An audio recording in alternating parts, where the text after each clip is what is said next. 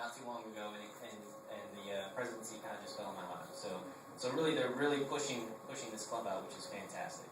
But for a quick introduction, so we can get going, thank you very much for coming out and seeing the presentation with us tonight. It's going to be by Dr. Clay Sherrod, a man with 50 plus years of experience, so probably knows a little bit of something, I would say. He's coming from the Arkansas Sky Observatories, and he's an author of several books. So please put your hands together for Dr. Clay Sherrod.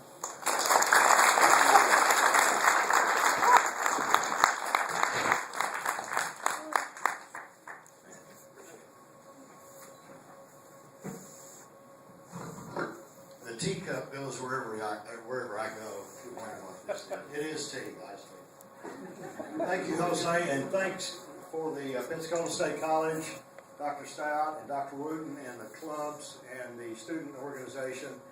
We've been doing this now for 10 years, and it's been quite exciting to be able to do them. We typically have standing room only. We had a couple of mishaps in scheduling, things we could not, totally out of our control, thanks to Tropical Storm Karen, Becky? Karen, Becky. It's female, that's all I can remember. And it did not develop, of course, but you have to be prudent in things like this. So we thank everyone for coming out, and it looks like we've made up for the delay. I am from Arkansas Sky Observatories, which is a private-run observatory in Arkansas. It's a series of observatories, actually. We have 4 facilities, and been in the business a long time. We're affiliated with Harvard, Jet Propulsion Laboratory, JPL, out of Pasadena, and NASA, as well as a few independent, Lockheed Martin, for example. And our primary study is asteroids and comets, primarily asteroids and comets who pose some sort of danger to the Earth and the people of Earth, and potential what we call near-Earth objects for impacts and the effect on mankind in the future.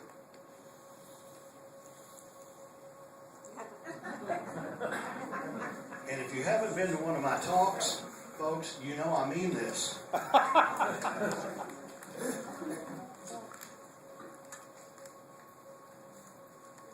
From the very beginning of time, back when things were still made in America, a comet is coming. Oh my gosh, I'm sorry. Okay, we'll start over.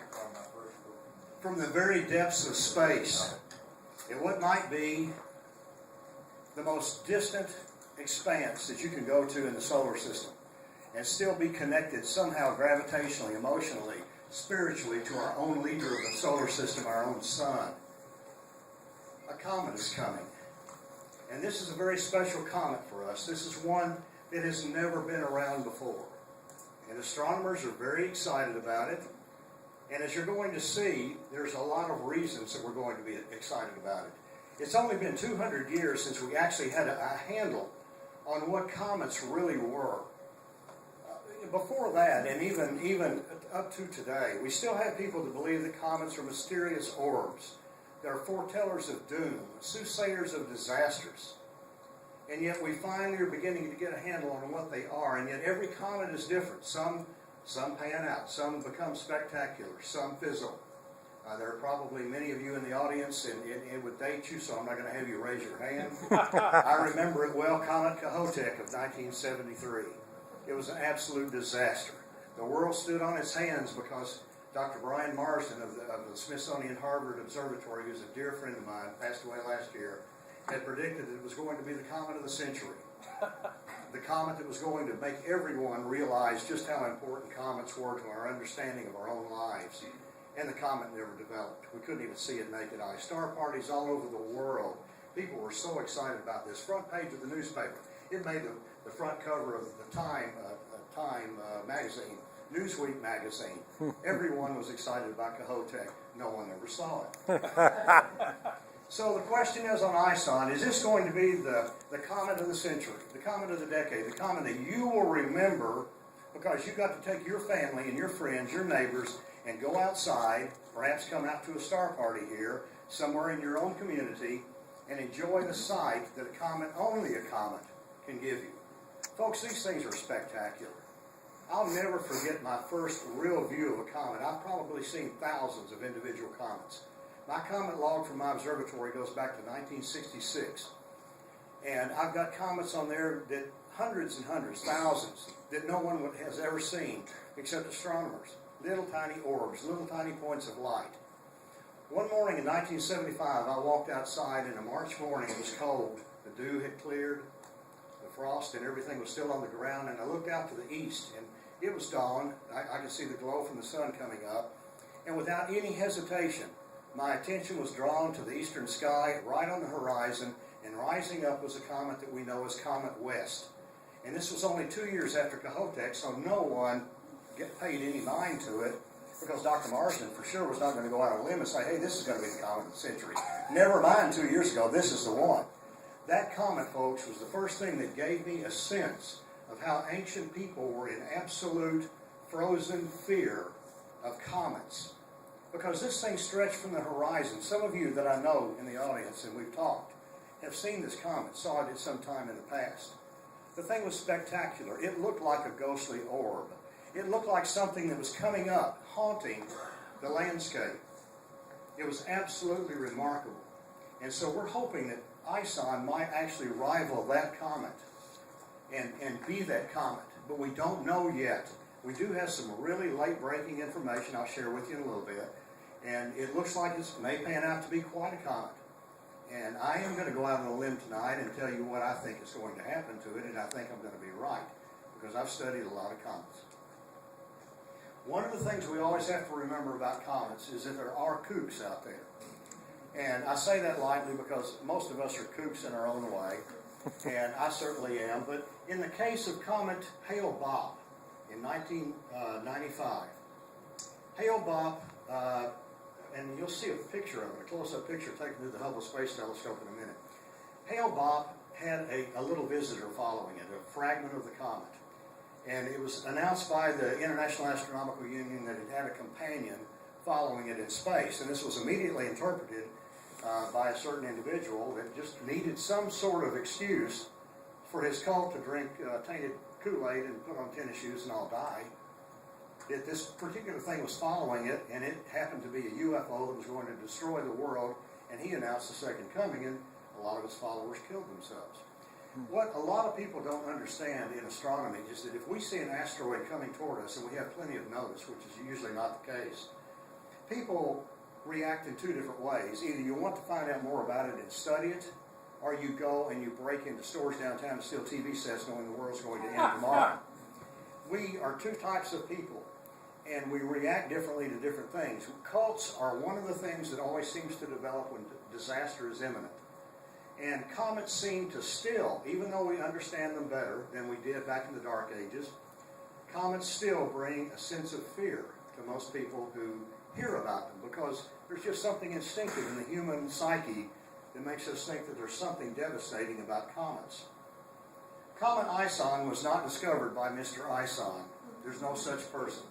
Comet ISON was discovered by these two guys, friendly-looking fellows in Russia, and I'm not even going to try to pronounce their names, but they scanned the skies regularly. They deserved to find a comet, but they did not find Comet ISON. They found it on a series of photographs that are examined regularly. There's many, many photographs being taken by many agencies, professional agencies around the world, and there's a team of amateur astronomers as well as professionals, as well as computer folks who just want to use their computers for something scientific like SETI, the Search for Extraterrestrial Intelligence. They use their computers to help find new objects. It's the International Scientific Observers Network, and that's how these two individuals found Comet ISON. Personally, I think they ought to have their names attached to it, but that's not the way the science works. As I mentioned earlier, it's only been recently that we have understood comets. I want to go briefly into the history of comets and how we have developed this really intrinsic fear in the human race about things that we don't understand. I could ask you right now, and I think everyone would raise your hand. I live in the woods on top of a mountain, so I'm not afraid of the dark. Not to mention I'm an astronomer, and we have to work in the dark. But most people are afraid of the dark. And the reason you're afraid of the dark is simply because you can't see around you, and you don't know what's waiting around the next corner. if you understand your environment and you realize that around that corner is not a coyote or a wolf or a rattlesnake, you're not afraid of the dark anymore. It's things that we do not understand fully that we're afraid of. That's just a human trait, a human characteristic. And no matter what we study in our lives or in our sciences, that's always going to be the case. Comets, as recently as only 300 years ago, were blamed for this vast array, and we're going to look into this a little bit, so I'm not going to read this list, but you can see what comets have taken a bad rap for. And this is not lightly. If you lived in the Dark Ages, as recently as, say, 1650, you were still under the impression that all of these afflictions were caused by the passing of a bright comet. Now, in 1650, the skies, we didn't have mercury and sodium vapor lights. We didn't have shopping centers. We didn't have parking lot lights. We didn't have highway lights. It was dark. Every bright comet that today can't even be seen was visible to the naked eye. And a comet would loom in the sky. A comet's not like a meteor. Oh, let's get that out of the way early.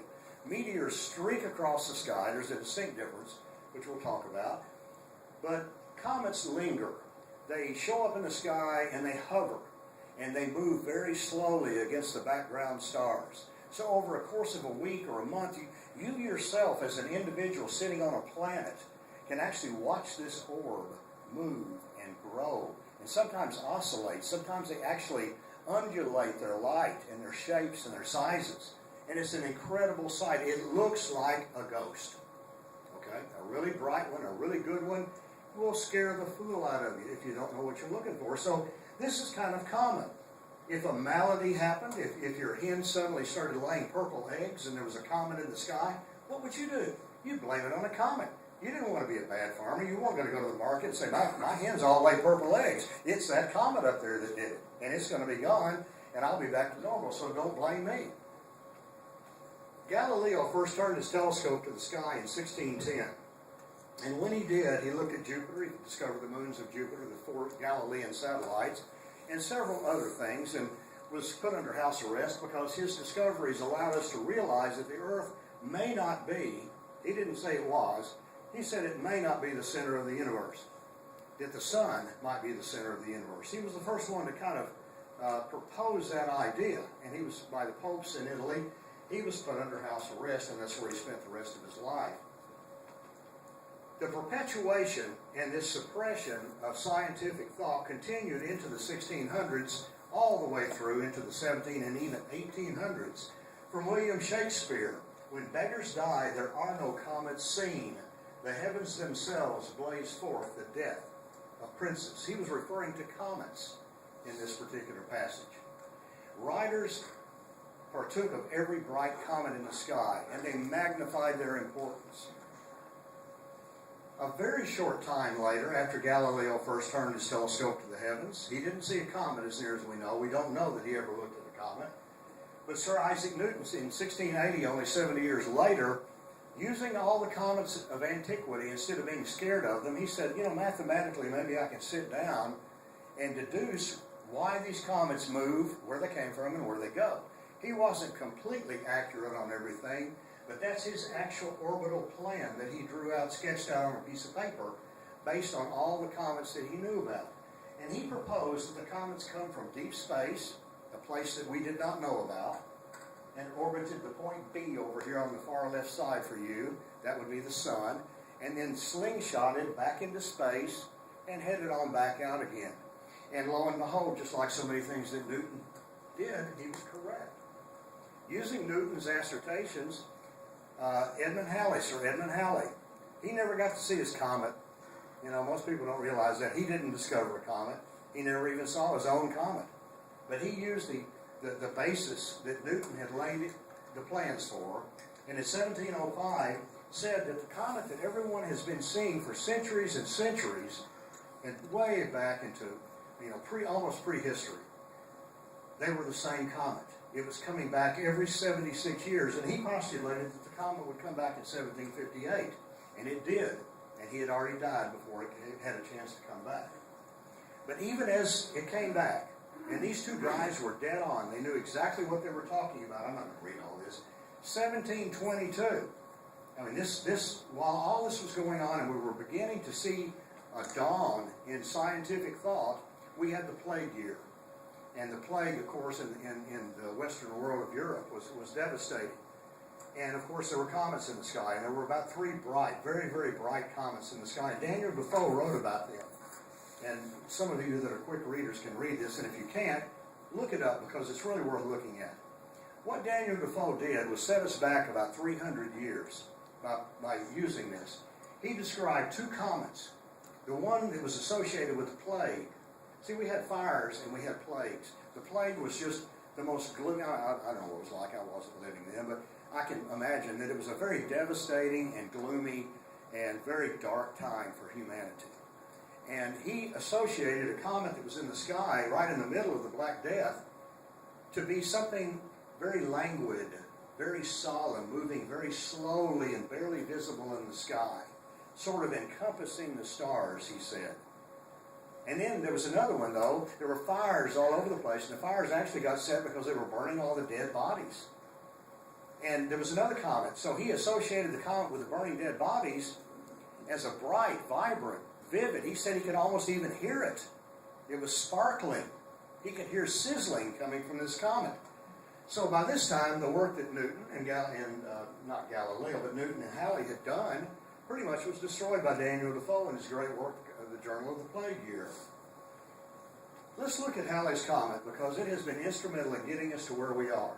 And you really need to understand this history so that you can understand where we are as far as being able to predict ISON and comets coming up. We have some other comets coming up next year, too. I call Halley's Comet the mankind comet because typically all of us, and it's sort of a sad thought, really, because I've got lots of grandkids and kids. It's a sad thing. We maybe, if we're lucky in life, we can see Halley's Comet one time. This is the guy you want to see, Halley's Comet, the one that everybody knows about. Every 76 years, like clockwork. Some people are lucky enough to see it twice. I've known people that saw it in 1910, and fortunately they were able to see it again in 1985 and 1986. And how wonderful it was to talk to them about changes in the world. Halley's Comet is almost a timepiece. Every 76 years there's a new tick. And just imagine what happens to the world in only 76 years. The first evidence of Halley's Comet being seen, we think that it was around even far before this. There's no way of telling. It was in 1500 BC while the pyramids in Egypt were still being built. The Chinese recorded it on this papyrus roll. Even in North America, the next time, or one of the times recently that Halley's Comet came by, about 500 BC, the North American Native Americans recorded the passage of what we believe is a comet.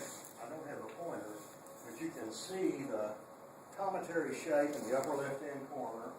And we think that this is not a human, what we call an anthropomorph in archaeology, but this represents the constellation of Orion. And Halley's Comet was positioned close to Orion during part of its pass in 466 BC. And similarly, and this has been dated from radiocarbon dating, this particular cave art was actually generated somewhere between 450 BC and 475 BC. And it probably, you can't see it all, there is a tail that goes all the way down to the ground in this picture, and it probably also is a representation of Halley's Comet. And then you get to the Dark Ages, a little closer to our present time. The Dark Ages, again, we had the Black Death going on and all this stuff. In 1577, this is a European woodcut that's been colorized. But just look at the stylization here. If you're an artist, you realize there's been a lot of liberty taken with this. The comet did not look like this. It was intentionally put like this to provoke the fear that people thought should be associated with this comet. Again in China, one of the next passages, 1759, they recorded it again. The remarkable thing to me about this comet, and we'll touch on this a little bit in a minute, but I've got to say this now, the remarkable thing about Halley's that I want you to remember and we're about done with this part of it, thank goodness, but you've got to learn this stuff. The remarkable thing about Halley's Comet is that this thing, as far back as we can go, as far back as there is any written history, this comet has come by every 76 years, and it's come back religiously without fail, and it's always put on a good show. And you're talking about something that's only 6 miles across. 6 miles across. When it speeds by the sun, it's shooting by at over 350,000 miles an hour. And it's losing over 800 tons of water a second when it passes the sun. And yet every 76 years, mankind's comet comes back around. In Turkey, they recorded it. And one of the reasons I wanted you to see this one, in 1835, all over the world, comets we're going back again, back to Newton and back to Halley. Comets were still considered by the general consensus of scientists, mathematicians, and the general population to be members of our atmosphere. They were the same thing as a rainbow or a sundog, if you know what a sundog is. They were the same thing as high clouds. They were no different. They were not in space. They were part of the Earth's atmosphere. And then more recently, in 1910, Halley's Comet came by. And thank goodness we finally had a handle scientifically on exactly what a comet was. We knew that they did orbit the sun. We knew how the tail developed. We knew essentially what gases were in them. And we had invented a remarkable device called a spectroscope. And the spectroscope in 1910 was refined enough to where they turned it with the Lick Observatory's telescope in California onto Halley's Comet and got a fingerprint, a spectrogram of Halley's Comet. And the spectrogram revealed something totally unexpected, and that was cyanogen, cyanide gas. And it put the world in somewhat of a panic. In '86, Halley's came back. The last time that I will ever see it, the last time most of you will ever see it. Perhaps you have grandchildren. I've got one grandchild that's going to be 67 years old when he comes back. And it's kind of sad when you stop and think about it. But, I believe in cryogenic processes, so maybe I'll be around. But again, the problems with all these things is that we do associate these with all sorts of curses and diseases. Halley's alone has been associated with the downfall of civilizations from Jerusalem to the entire European world. The deaths and births of rulers, kings, incorrectly attributed to the birth of Christ. The comet was not visible anywhere around 0 AD, 3 before or 3 after, depending on how you interpret that calendar. It was here in the Battle of Hastings when King Harold was killed, and so it's associated with his death. The great weather outbreak in Europe was associated with Halley's Comet. It just happened to be in the sky. Same thing with disasters. Earthquakes in London, which we normally don't have earthquakes in London, were associated with the appearance of the comet. There was no other way to explain it. And in 1910, we finally get up a little bit more, and look what's happening. They had just found cyanogen in the tail. Astronomers said, hey, the Earth is going to go through the tail of Halley's Comet as Halley's is heading back out to space. We're going to pass right through it. Well, what do people do? They don't sit there and say, now what options do we have? Whatever. They go out on the street corners and start selling gas masks and anti-comet sickness pills. A comet pill on New York City on the corner costs you $1 a pill.